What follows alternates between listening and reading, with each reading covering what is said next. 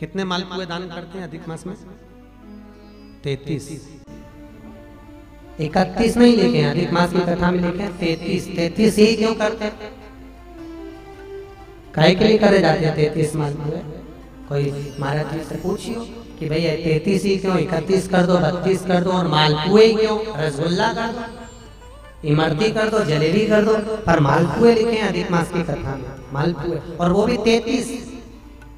31 नहीं। अभी तक आपने जितने भी दान करे 21 कर लो, 11 कर लो, 108 कर लो, पर 33 ही मालपुए अधिक मास में। तो अधिक मास की कथा में ये वर्णन किया गया है कि मालपुए इसलिए दान करे जाते हैं क्योंकि मालपुए जब बनाए जाते हैं तो उसमें बारीक बारीक छिद्र हो जाते हैं। जितने मालपुए में छिद्र पड़ते हैं उतने नरकों में हमारे घर के पूर्वजों को जाना नहीं पड़ता और वो परमात्मा के धाम चले जाते हैं। इसलिए मालपुए दान कर जाते हैं, रसगुल्ला नहीं। और 33 क्यों? 30 दिन के तो 30, 31वें नंबर का मालपुआ। हमने अगर बेटी के घर का अन्न खा लिया हो, हमने बेटी के घर का अगर भोजन कर लिया हो तो उसका दोष ना लगे, इसलिए 31वें नंबर का मालपुआ दान होता है। 32वें नंबर का मालपुआ हमने ब्राह्मण और गुरु के घर का अगर कुछ खा लिया हो तो उसका दोष ना लगे, इसलिए 32वें नंबर का मालपुआ होता है। और 33वें नंबर का मालपुआ हमने किसी के घर का सूतक या सावड़ का खा लिया। सूतक सावड़ जानते हो ना? मरे के बाद में अगर किसी के यहाँ कुछ खा लिया जाए तो सूतक का है, और सावड़ मतलब किसी के बच्चा जन्म ले ले उसके अंतर्गत हम भोजन कर ले तो सावड़। हमने अगर सूतक या सावड़ का भोजन कर लिया हो तो हमें दोष ना लगे, इसलिए 33वें नंबर का मालपुआ होता है। ये 33 मालपुए का दान इसलिए करा जाता है कि हम नरकों में ना पड़े, हमारे पूर्वज, हमारे घर के जितने भी पूर्वज गए हैं वो नरक में ना पड़े, इसलिए मालपुए का दान देने से हमारे पूर्वज तर जाता है। मालपुए का दान 33।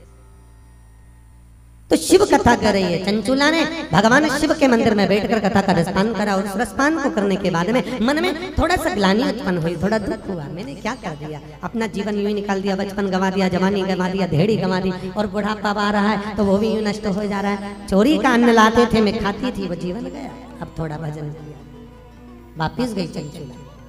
जिस ब्राह्मण ने शिव महापुराण की कथा सुनाई थी उसी ब्राह्मण के पास पहुंची, उसी ब्राह्मण के पास। ब्राह्मण देवता,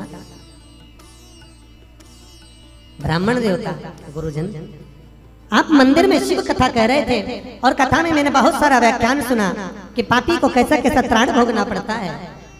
प्रभु,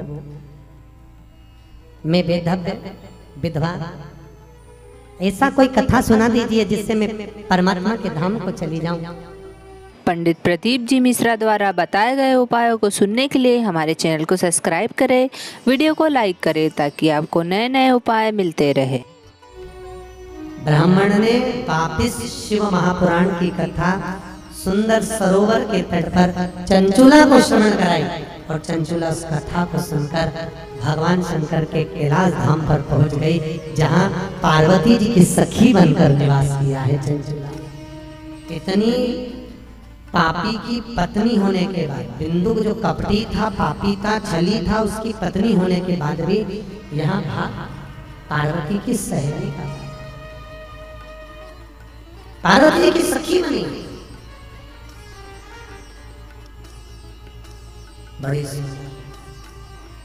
चंचुला के मन में आया कि मैं तो पार्वती जी की सखी बन गई, मैं पार्वती जी की सहेली बन गई, परंतु मेरे मन में एक दुख है, क्योंकि मेरा पति, अब मैं सहेली बनकर निवास कर रही हूँ, मेरा पति जिसने छल करा, जिसने चोरी करी, जिसने कपट करा, जिसने बेईमानी करी, जिसने प्रपंच करा, वो तो एक प्रेत योनि में हो गया, प्रेत योनि में घूम रहा है, उसकी मुक्ति कैसे हो, उसका मोक्ष कैसे हो?